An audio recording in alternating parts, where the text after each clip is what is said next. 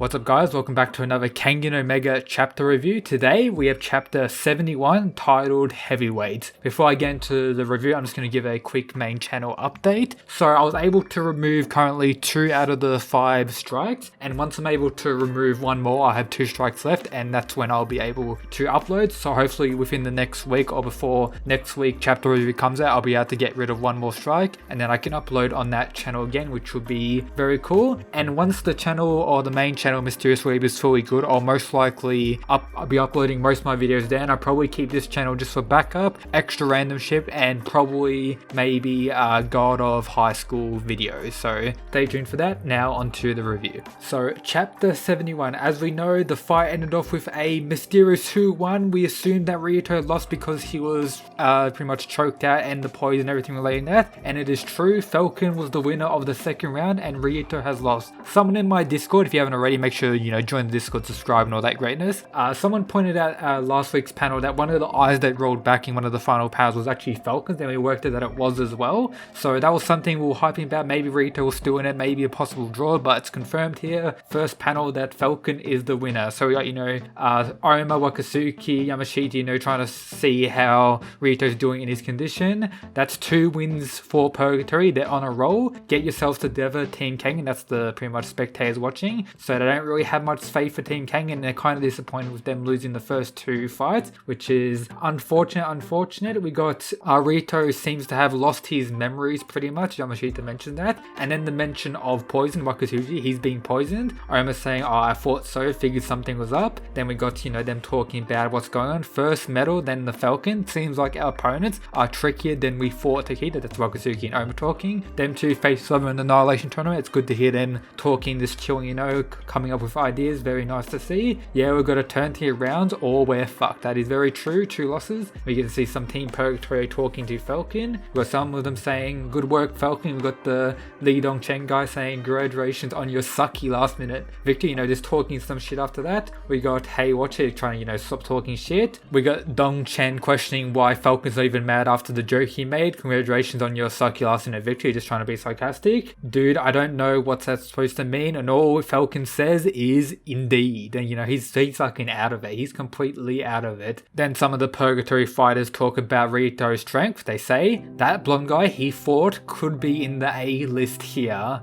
That's what one of them says, and the other one, I'm not sure, but he definitely would be in the upper ranks of B list at least. So they're saying that Rihito could maybe enter A list, or if not, he would be in the high ranks of B list, which is something good to say. As we know, Rihito isn't the strongest fighter. He has improved immensely, but still, I don't think he's top 8 for Team Kengan currently still. I think he's sitting around the lower end still. We're sitting on a 2-win streak, but we can't get cocky just yet. Wakatsuki talking about, I'll go up next. I won't let Purgatory get everything they want. I'll turn the tides in our favor, and I believe Wakatsuki could. And then of course the almighty, the monster behind him. I'm next with this stand battle-esque panel here. Wakatsuki summoning his stand, which is the almighty Julius. We got Wakatsuki talking finally. Not Wakatsuki, we got Julius talking finally. As we know, Julius is notorious for not saying anything for the whole series, and we finally get to hear him talk. So he says, I'm next. Wakatsuki, I've been evolving ever since my defeat at your hands. I guarantee that I clearly outstrip you in power right now, or outstrip you in power right now, whatever. I'll show you a true power that surpasses technique.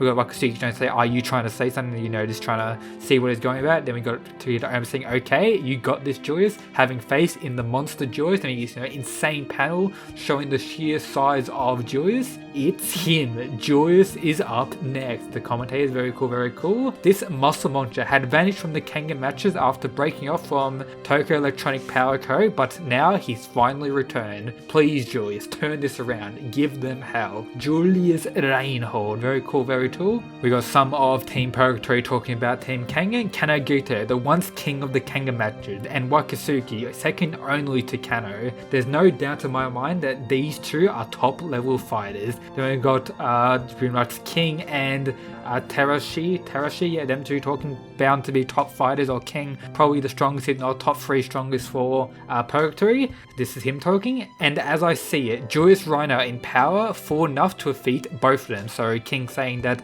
with power alone, Julius is at the level of Kano and Wakatsuki, which is pretty obvious. This would make him another top level fighter. Between them and Gowlang Longsword, the Kengan Association is full of monsters. That's the Terashi guy mentioning Gowlang Longsword. So it's good to mention here that they didn't mention Oma, so Oma might be very unknown to them because he only really appeared in the last Annihilation tournament, and there may have not been very much information about him, and that kind of pretty much gets rid of the idea that all the Purgatory members have gained knowledge from like Worm or something along those lines, and they know about all the fighters, since they didn't really mention Oma, who defeated Wakatsuki, so you can assume that they don't really know much of his power, and you could assume that Oma will be some type of an underdog and a big surprise that they won't be ready for, which will be something interesting to see. And also, while I was saying that, you could see the idea of Oma possibly getting a weaker fighter that he could probably stomp with relative easy difficulty, that he won't go up against someone like King, because Purgatory aren't really prepared for Oma's overwhelming Chadness. So that's just something I came from that. And then, you know, Team Purgatory fight getting to go out.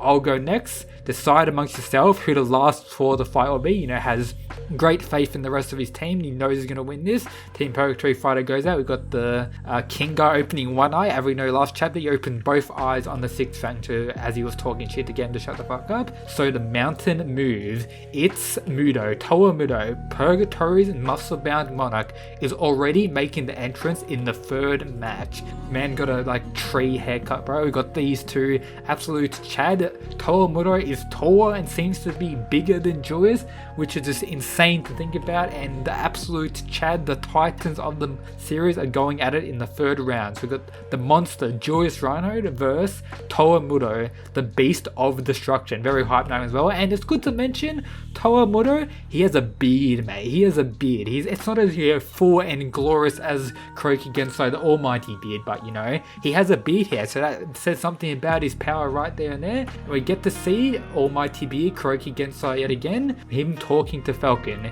Falcon, you know, with his ninja bullshit, I recognize you as Ninja Master Kuroki Gensai. Kuroki is like, ninja bro, what the fuck are you saying, bro? You're tripping. I challenge you to a duel, have at thee. Falcon with his crippled hand after getting his hand destroyed by Rihito in the match that happened like less than 4 minutes ago, I assume. There's destroyed blood everywhere, can barely stay conscious, and he's challenging Kuroki Gensai. You gotta respect, you know, his will to go on. With those hands, this but a scratch, you know, this but a scratch. He's the blood everywhere, can't even move his fingers, but he's still doing these ninja signs, which is pretty respectable. Kuroki saying, dropped the tough act guy. You know, Kuroki talking that shit, love to see it. You just fought a man who was personally trained by me. I know just how powerful he is. Razor edge. That is a heaven-sent technique which not even I could hope to replicate. With his insane grip strength is giving him the benefit of one of the most powerful attacks in the series, Rito's Razor Edge. You out to lick your wounds or you will die. That would be the rational choice. I have lived all my life in pursuit of rationality, but then I had my encounter with the ninjas. That was the first impact of my life. The second impact came today against Rito. I was more powerful than him this time. As you know, Falcon was defeated, but I don't know about more powerful because he pretty much only won due to the poison. But the next time we meet, I could not defeat him as I am now. This much I am certain of. So Falcon is aware of Rito's strength and the possibility that if they were to go again, Rito would be the victor there. Where more Falcon is, you know, talking shit, talking his Shakespearean ninja craziness, and you got Kuroki finally respect him. I commend your spirit somewhat. And of course, Falcon goes for the attack, tried to use his ninja to misdirect him going for attack, and Kuroki just fucking chops him in the neck and he falls straight to the ground unconscious. The guy here is like, oh, did you kill him? Obviously not. You know, this Kuroki just comes in, down boy, and fucking knocks him out with absolute ease. Too easy. And then he has, you know, his great almighty speech of always. There are only two kinds of people I kill. Those with no right and those with worth. Villains with no right to live and warriors worth fighting with life on the line. As of now, you are neither. Disrespect him as he knocked out. Do not be reckless, young man. Be strong. And then back to the fight. It's heavyweight versus heavyweight. It's like the human Alps in the ring. Julius Reinhold versus Toa Mudo. The muscle monster showdown is about to begin, and that is the end of the chapter. So very hype chapter. It's a shame that Rihito lost. Big rips to Rihito. After that 2 years training, he was very close, showed great improvement, but he was still defeated by notorious tricks from Team Purgatory with Falcon's poison. Now on to the next side, we have Julius and Toa Mudo. Toa Mudo seems to be a Samoan New Zealand dude. How you expected is some crazy behemoth that is somehow bigger than Julius. Well, I can't wait to get his official like weight and height. Probably next chapter we'll get Julius's upgraded weight and height and Towamuro's weight and height based on the way they look on, you know, this Brazzers Pawn X, you know, panel that we have here of them two standing across each other with the announcer in the middle. You know, this greatness, love to see that. He looks bigger, seems to be bigger, so I'm guessing he's going to be bigger next chapter. We have the mention from some team Purgatory members that Kano and Wakatsuki alongside Julius are said to be the top competitors alongside Galang as well of Team Purgatory, but no mention of Omos, assuming that he's maybe pretty unknown to them and I don't know of his power. That's something to look forward to. We got Beardy Stoke chopping Falcon down with 0 difficulty. Great to see that, even though Falcon was on pretty much the brink of death there. But you know, love to see Kuroki against like greatness as always, love to see it. And now to go on to predictions of Towamuro versus Julius Reinhold. So let's see, Kengan is 2